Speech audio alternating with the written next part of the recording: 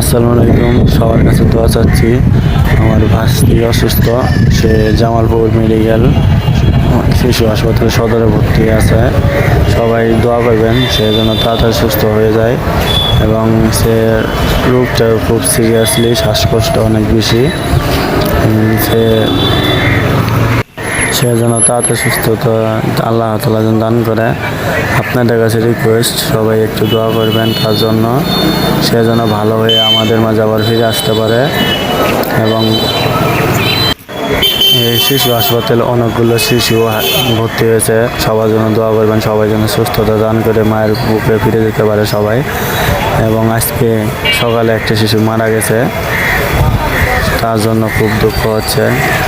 এবং আল্লাহ যেন আরও কারো মায়ের বুক যেন না খালি করে, সবাই দোয়া করবেন। এবং আমার ভাস্তির যেন সুস্থতা হয়ে যেন আমার বাড়িতে আবার ফিরে নিতে পারি, ভালো মানুষ।